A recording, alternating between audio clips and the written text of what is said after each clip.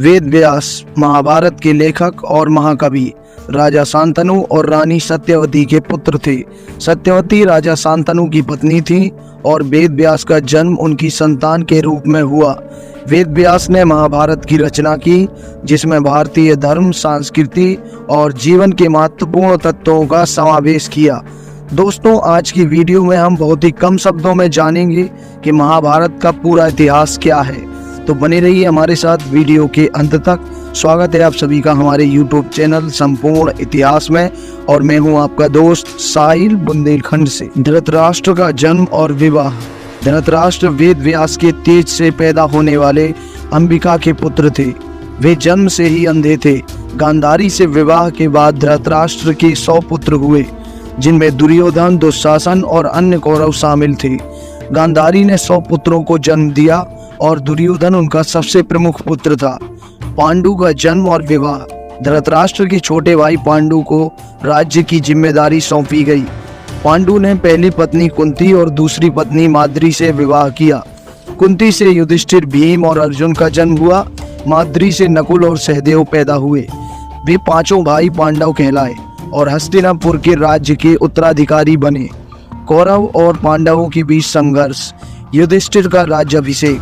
पांडु की मृत्यु के बाद उनके पुत्र युधिष्ठिर को राजा बनने का अवसर मिला। यह निर्णय धृतराष्ट्र के पुत्र दुर्योधन को असंतुष्ट कर दिया। दुर्योधन ने युधिष्ठिर की स्थिति को चुनौती दी और इससे तनाव बढ़ा। द्रौपदी का स्वयंवर।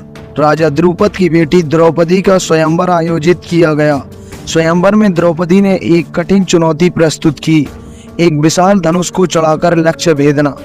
अर्जुन ने इस चुनौती को स्वीकार किया और द्रौपदी को जीत लिया, जिससे कौरवों के साथ और भी तनाव बढ़ गया। जुए का खेल। धर्म सभा का आयोजन। दुर्योधन ने युधिष्ठिर को जुए के खेल में आमंत्रित किया। युधिष्ठिर ने जुए में अपनी संपत्ति, राज्य, द्रौपदी और खुद को भी हरा दिया।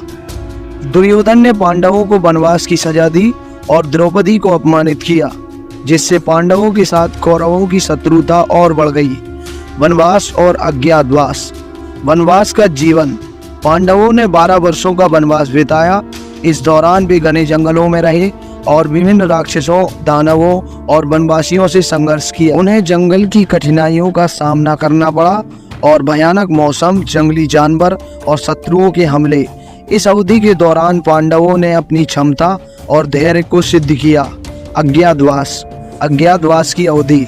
13वें वर्ष के दौरान पांडवों को अज्ञातवास बिताना पड़ा, जिसमें उन्हें छुपकर जीवन बिताना पड़ा। पांडव भिन्न भिन्न वेशों में रहे, जैसे एक ब्राह्मण, रसोइया और विभिन्न भूमिकाओं में। इस दौरान पांडवों ने विभिन्न अन्य पात्रों से मुलाकात की और अपने अज्ञातवास की स्थिति को बनाए रखा। युद्ध की तैयारी। कुरुक्षेत्र। पांडवों और कौरवों के बीच युद्ध की तैयारी में कई महीनों का समय लगा। दोनों पक्षों ने अपनी सेनाओं को संगठित किया और युद्ध की रणनीति बनाई। कौरवों की सेना में भीष्म, द्रोणाचार्य, कृपाचार्य और कर्ण जैसे प्रमुख योद्धाओं की नियुक्ति की गई। पांडवों ने भी अपने प्रमुख योद्धाओं को चुना, जिसमें अर्जुन, भीम, युधिष्ठिर और कृष्ण शामिल थे। गीता का उपदेश। भगवान कृष्ण का उपदेश। युद्ध के मैदान में अर्जुन ने अपने कर्तव्यों को लेकर भ्रमित महसूस किया। भगवान कृष्ण ने अर्जुन को भगवद गीता का उपदेश दिया। गीता में कृष्ण ने अर्जुन को अपने कर्तव्यों को निभाने और जीवन की निरंतरता को समझने और धर्म के अनुसार युद्ध लड़ने की सलाह दी। गीता में जीवन, धर्म और कर्म के बारे में गहन दार्शनिक विचार प्रस्तुत किए। 18 दिन की लड़ाई। कुरुक्षेत्र युद्ध 18 दिनों तक चला।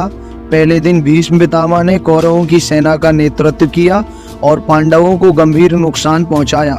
दूसरे दिन द्रोणाचार्य ने कौरवों की सेना का नेतृत्व किया और युद्ध को और तीव्रता से लड़ा। कर्ण और युधिष्ठिर में भिड़ंत। कर्ण और युधिष्ठिर के बीच कई घातक युद्ध हुए। कर्ण की वीरता और युधिष्ठिर की रणनीति ने युद्ध को रोमांचक बना दिया। कर्ण की मृत्यु के बाद कौरवों की सेना कमजोर हो गई। दुर्योधन और भीम। दुर्योधन और भीम के बीच एक ऐतिहासिक द्वंद्व युद्ध हुआ। भीम ने दुर्योधन को हराया और उसे मृत्यु के घाट उतारा। दुर्योधन की मृत्यु के साथ कौरवों की हार का अंतिम चरण शुरू हो गया। युद्ध के बाद की घटनाएं। युधिष्ठिर की विजय। राज्य की पुनः प्राप्ति। युद्ध के अंत में युधिष्ठिर ने विजय प्राप्त की और पांडवों ने हस्तिनापुर पर शासन किया। युधिष्ठिर ने धर्मराज के रूप में शासन की जिम्मेदारी संभाली और न्याय और धर्म का पालन किया। पांडवों का त्याग, हिमालय की ओर यात्रा। पांडवों ने अपने अंतिम दिनों में राज्य का त्याग किया और हिमालय की ओर प्रस्थान किया। वे तपस्वी जीवन जीने और मोक्ष प्राप्त करने के लिए हिमालय की ओर गए। स्वर्गारोहण। पांडवों ने अंतिम यात्रा पर निकलते समय अपने शरीर का त्याग किया और स्वर्ग की ओर बढ़े। युधिष्ठिर ने अपने जीवन के अंत में स्वर्ग का प्रवेश किया और उन्हें अपने पूर्वजों और पुत्रों के साथ अंतिम मिलन हुआ।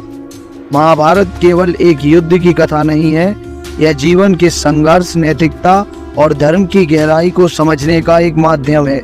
इसके पात्रों के माध्यम से यह हमें जीवन की जटिलताओं, मानव स्वभाव और धर्म के महत्व को समझाता है। महाभारत एक ऐतिहासिक और दार्शनिक ग्रंथ है जो भारतीय संस्कृति और धर्म का महत्वपूर्ण हिस्सा है। दोस्तों, उम्मीद है कि वीडियो आपको पसंद आई होगी। अगर वीडियो आपको पसंद आई है तो कृपया हमारे चैनल को सब्सक्राइब करें और बेल आइकॉन को भी प्रेस करें।